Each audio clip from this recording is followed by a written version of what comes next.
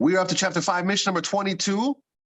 Call mi sheyesh biyado shlosha dvarim halalu. Any person who has these three traits, humi talmidav shel Avraham Avinu, he is a disciple, a student of Abraham, our forefather. Ushlosha dvarim acherim, and anyone who has three different traits, humi talmidav shel Bilam Rasha. That person is a disciple of Bilam, the Rasha, the wicked one. Ayin tova, a good eye. Viruach nemucha, and a spirit that is humble. V'nefesh shifala, and a soul that is low, that is weak. Talmidav shel Avraham Avinu, that is the markers. Those are the markers of a disciple of Abraham. Whereas ayin ra'ah, someone who has a bad eye. Ruach gavoa, an arrogant spirit. V'nefesh rachava, and a greedy soul, a rapacious soul. That those people who have those qualities are students, Talmidav shel Bilam Rasha, students of Bilam the wicked. Ma bein Talmidav shel Avraham Avinu, Talmidav shel Bilam Rasha. What are the differences between the students of Abraham and the students of Bilam?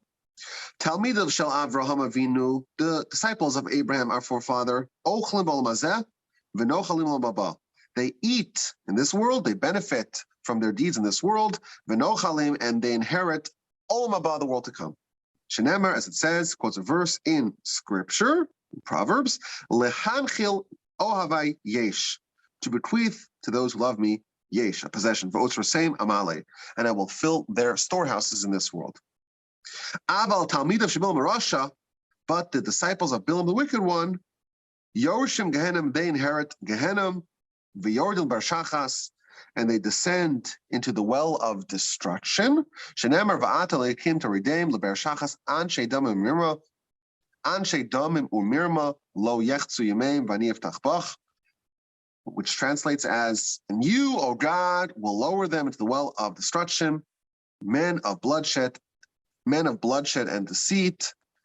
They will not live out half their days, but as for me, I will trust in you. Okay, so we have a Mishnah here comparing and contrasting Bilam and Abraham, and Bilam and his students versus Abraham's students. So just some background. Who is Bilam? Bilam is an interesting figure who appears in the book of Numbers. There's a whole parsha, in effect, dedicated. There's a whole parsha dedicated to him and all the events that happened to him. That's Parshas Balak. With the exception of a few verses at the end of the parsha, the whole parsha is told from the vantage point of Bilam and the enemies of the Jews.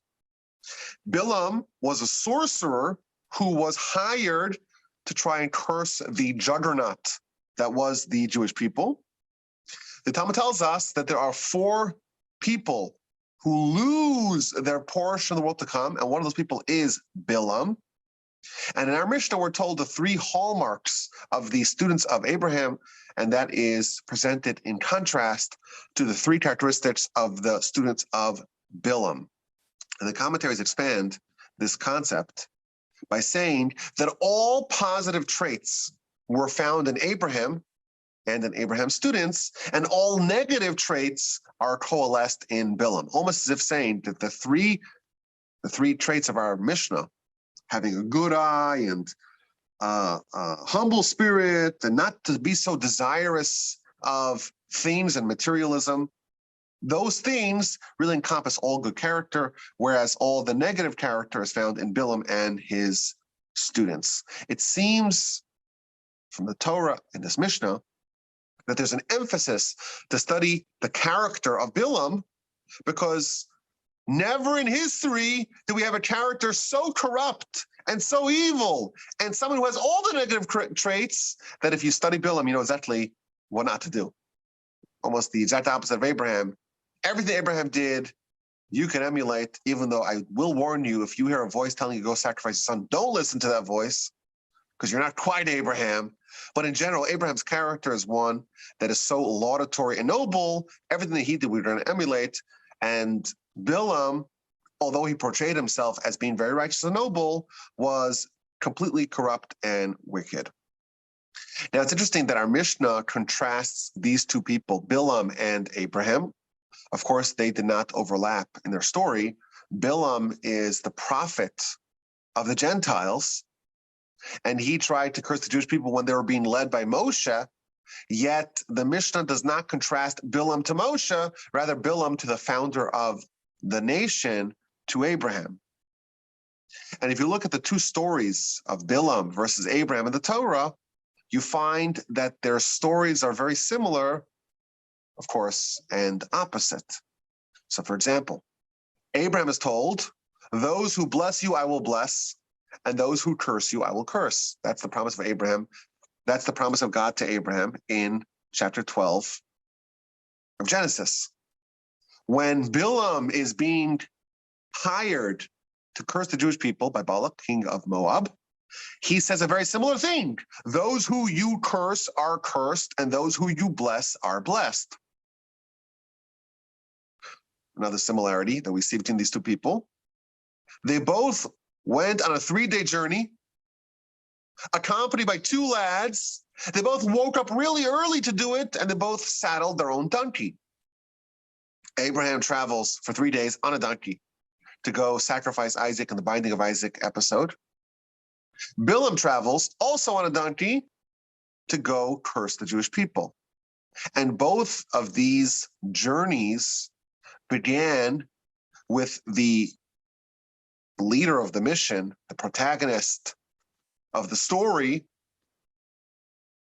the villain, if you will, the story in the case of Bilam, waking up early. They're so excited to do it. Abraham is excited to listen to God. Bilam is excited to try to curse the nation of God. And they saddle their own donkey. In fact, Rashi tells us that this shows how people's emotions conquer their intellect.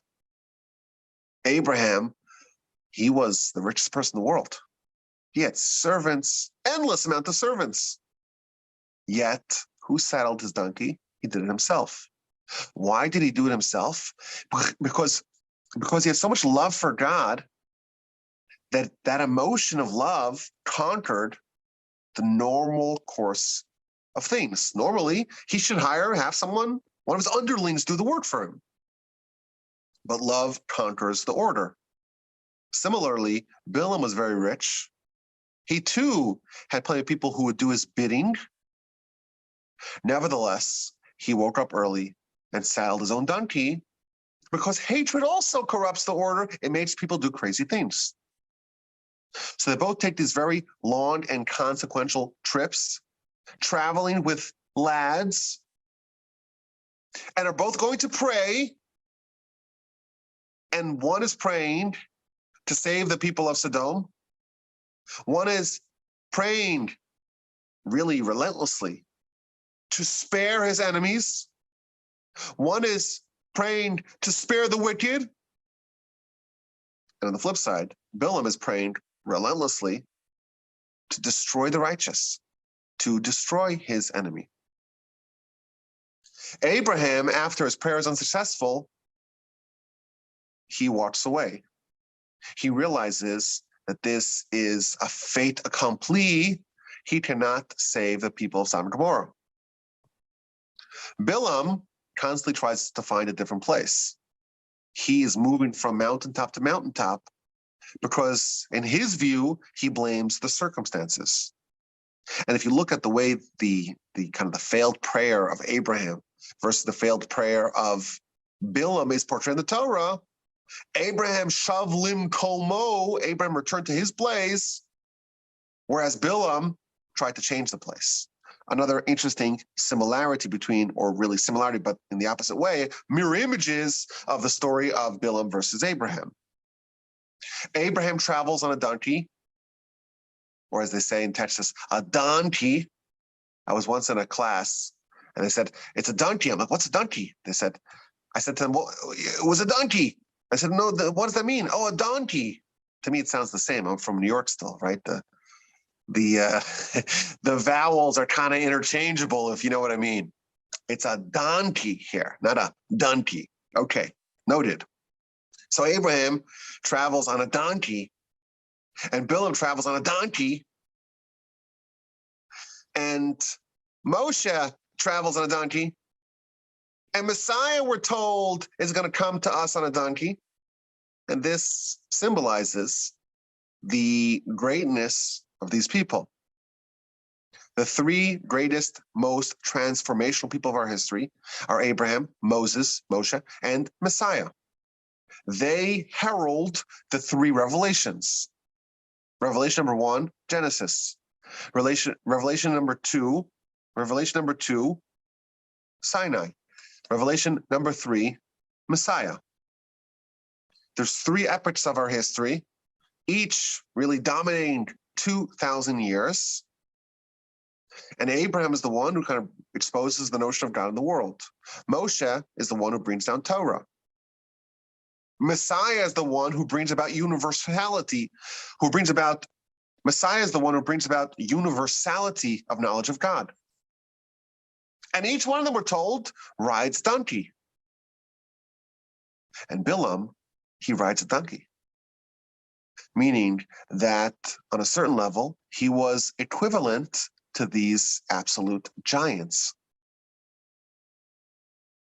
Yet there's a difference. He has a conversation with his donkey, quite memorably, as you remember from the book of Numbers. Moreover, the Talmud says that he had a romantic relationship with his donkey. What does this all mean? So our sages tell us that the Hebrew word for physicality and the Hebrew word for a donkey are the same letters, chamor and chomer, implying that the donkey is almost representative of physicality. Abraham and Moses and Messiah are riding a donkey. They're in complete control of their physicality. They have the reins. They're not subject to the whims of their physicality. Bilam, he was riding his donkey, but then he started talking to it. He engaged with the physicality. We're told again that he actually had a romantic relationship with his donkey. Meaning, again, the lesson is, the principle is, that he was not someone who was in charge. He was almost equivalent. He was enmeshed with his physicality. Now, when our Mishnah tells us that these people, Abraham on one hand and Bill on the other hand, are opposites, it's essentially telling us we have to study the characteristics of Bilam and contrast that with Abraham to find out exactly what we should and what we should not do. Moreover, the whole parsha of Parshas Balak in the book of Numbers, that's dedicated to the story of Bilam and to the ill-fated decision that he made to curse the Jewish people, that in effect, or that in essence, is a study of the character of Bilam to know exactly what we should not do. And we're told, Abraham, he represents a good eye, a humble spirit, and he's happy. He has a content appetite. Whereas Bilam has an evil eye and a haughty spirit and a rapacious appetite. Now, what exactly these things represent is a major dispute amongst the commentators. We're going to share some of the ideas and some of the lessons that they teach us. So first of all, we're told that Abram was someone who was so generous. He was so kind-hearted. He was so giving of what he had to other people. He has three people who are pagans, or at least appear to be pagans, hungry, weary travelers, and he makes steaks for strangers. Who do you know that makes steaks for strangers? People want to give them food, of course. We have an impulse for generosity and hospitality, but to take three separate animals to give the best of the best to strangers, not only that, to idolaters, that is a level of goodness and benevolence that Abraham is a total loner, is a league on his own, that Abraham is in a league of his own in. He has someone who has such a good eye for other people. He is someone who has such a good eye for other people. He is so generous for the people. He's willing to give the best of the best for the people. Moreover, Abraham is someone who is not desirous and not lustful. Not only wants to give others, he himself is content with what he has. One of the commentators points out here that Abraham had no trouble sending away Hagar. He had only a problem, it was only painful for him to send away Ishmael. If you think about it, Hagar was essentially married to Abraham. When God says, send her away, he has no problem. He is not lustful or desirous in any way. In fact, the Talmud tells us that Abraham is one of 3 people who completely defeated his Yetzer Hara, who completely defeated his evil inclination, and there was nothing left. It had no control over him. He was the one who had the reins to the donkey. The donkey had no control over him. By contrast, Bilam, what is his solution after his 4 attempts at cursing the Jewish people fails? He tries multiple times to curse the Jewish people, and he fails again and again. And then he gives advice to Balak, king of Moab. He tells Balak, the God of these people hates promiscuity. Why don't you commission the daughters of Moab and Midian to go proposition the Jewish men, causing them to sin, and once you get them to sin with promiscuity, with immorality, you now have an opening to get them to do idolatry as well. And once they lose their kind of divine shield, then they are vulnerable to whatever you want to do to them. So the commentaries point out that only someone who is so personally immoral, so personally perverted, only someone like that would come up with such advice to try to cause the Jewish people to sin. And again, like our sages tell us, he had a romantic relationship with his donkey. He was obviously someone of very low moral character. Now, when Bilam is hired to go curse the Jewish people, Balak, the king of Moab, sends a first cohort of dignitaries to try to woo Bilam to come go curse the Jewish people. And he has a dream where God tells him, don't do it, don't go. And he wakes up in the morning and he tells the people, I'm sorry, I can't go with you. I can't go with you, implying because you are not dignified enough, you're not respectable enough. You sent me the undersecretary, not the secretary, and therefore I'm not going to go with you. And therefore Balak has to send another cohort of even more important dignitaries to try to woo Bilam. Part of the character of Bilam is that he would only associate with the highest people. He had what we would call today classism. Who do you associate with? You're a small person. You're not wealthy. You're not powerful. I don't see you. I look right over you. That is the characteristic of Bilam. Who does Abraham interact with? The low people, the simple people, the hungry people, the weary people, the travelers, the stragglers. Abraham is someone who does not have this haughty spirit of saying, oh, only the most important people am I going to deal with. Abraham wants others to flourish. He's happy with their successes. The way he relates to his enemies is quite noble, whereas Bilam, he prays for the destruction of the Jewish people. Abraham has no envy. Abraham is not desirous of things. When Abraham has an opportunity to amass all of the whole world's wealth, he spearheads the victory of World War. All of the booty was his. He could have essentially conquered all the wealth and power of the world. And he responds, I don't want not a string or a shoe strap of this booty. He's not desirous of physical things. He's not interested in materialism. Whereas Bilam, he has a rapacious desire for other people's stuff. When he tells the people he can't go with them, he says, if Balak will give me a palace full of gold and silver, I cannot violate the word of God. Rashi tells us that this shows us how much he actually desired wealth and power. I am, in fact, worthy and deserving of having a palace full of gold and silver. And that is the characteristic of Bilam. Now, one of the commentaries here says something very fascinating. He says that what indeed is underpinning the differences between Abraham and Bilam. Abraham is someone who he's very happy with his lot. Whatever he has is good. Other people he wants to give more to. He wants to benefit other people as well. He's not envious of the goodness of other people. Where does this come from? Naturally, even small children, they want more, and then someone else takes their toys, and suddenly they're desirous of those toys.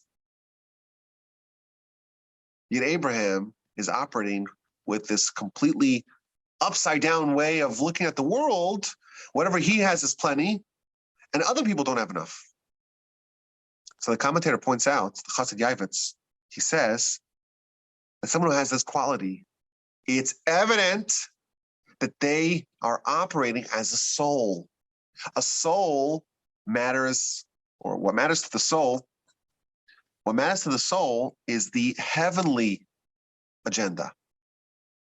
It's the heavenly coffers. The soul cares about the eternal world. The matters of this world are inconsequential. It's immaterial. You're here for 70, 80, 90 years, and that's it. You just need enough fuel here to survive your journey. That's the attitude of the soul. Abram had the attitude of the soul, and therefore the things here, it didn't matter to him so much. He wants other people to be happy. Let them be happy. Let them have plenty. To him, it didn't strike him as being important.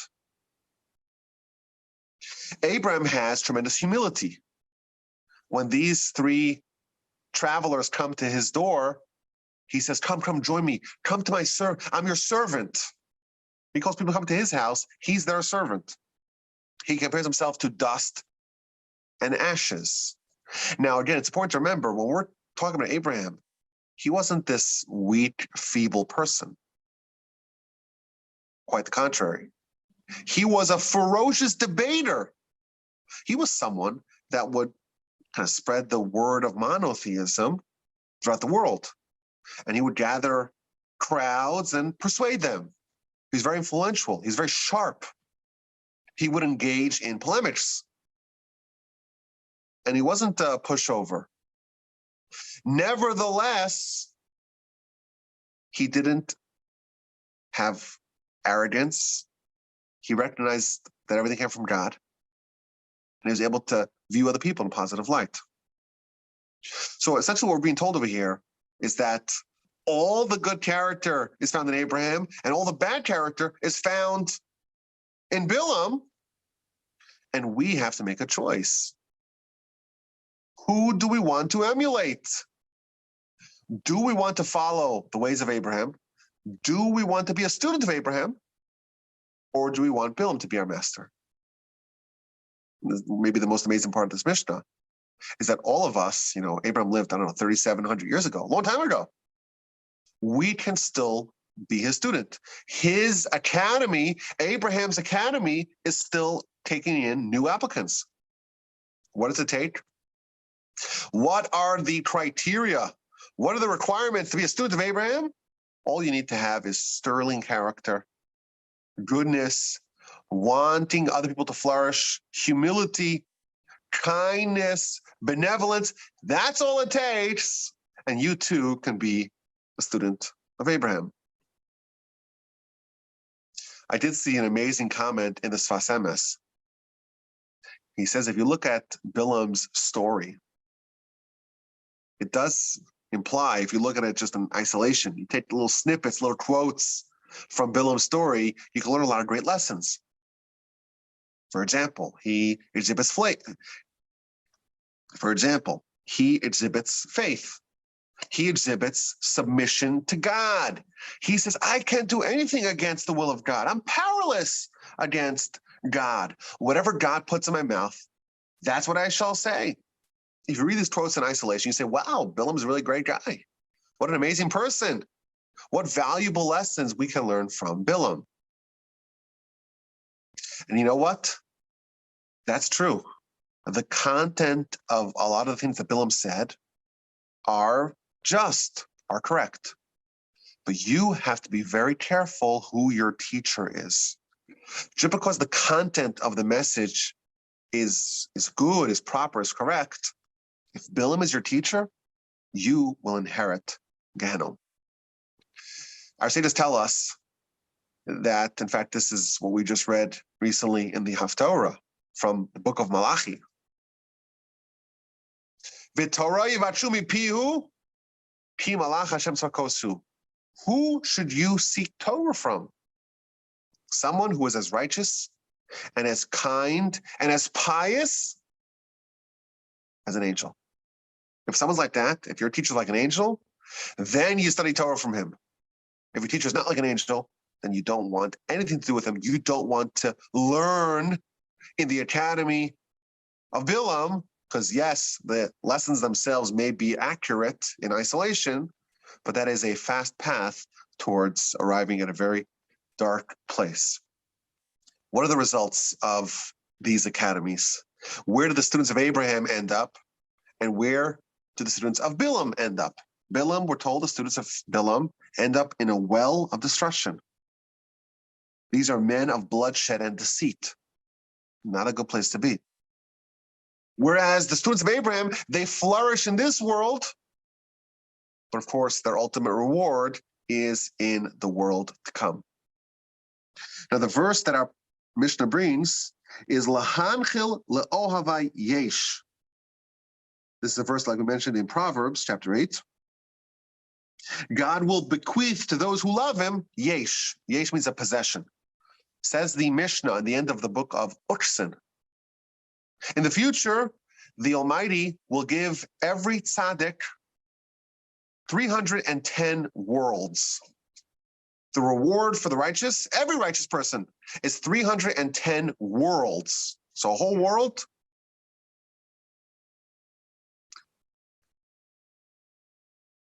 So the whole world's yours. That times 310, which is pretty nifty, pretty cool. And every tzaddik is going to end up with 310 worlds. Why is there a specific number, 310 worlds? Where does that number come from? So one of the explanations is, how many mitzvahs are there? If you count all the mitzvahs in the Torah, how many mitzvahs do you have? You have 613. We know the number. If you want to break into the torch center, you can look at the number is 613. And if you want to break into my computer here at the torch center, then the passcode is 613. And the iPad at the torch center, the passcode of that is 00613. If I can ever find it, because it's missing now, if I can ever find the missing iPad, that's the punch code that I would use to unlock the device. So now you know all you need to know to come break into the torch center. 613 is a very important number. That's how many mitzvahs we have. But the truth is, there are 7 more rabbinic mitzvahs. So the total amount of mitzvahs that we have are actually 620. Half of 620 is 310. A person who's righteous does all 620 mitzvahs and therefore merits 620 worlds, because every mitzvah is a whole world. But the problem is that you have to give up half of it. Half of your mitzvos, or half of your worlds, go to all the people who helped you get there. We have a concept called a Yisachar and Zevulun agreement. 2 brothers, one studies Torah, and one supports that endeavor financially. The people who support the endeavor, they take half the worlds, and therefore every tzaddik ends up with 310 worlds. It's a pretty good bargain, this Mishnah. We're told we can still be students of Abraham. We can have an amazing life over here, and we can merit 310 worlds in the afterlife. Or The other option before us, we can be a miserable chap like Bilam, have no friends in this world, and end up in a very, very dark and awful place of punishment in the next world. And we, of course, should choose our world and our master, our teacher. We should choose that very wisely. I thank you for listening. My email address is rabbiwolbe@gmail.com.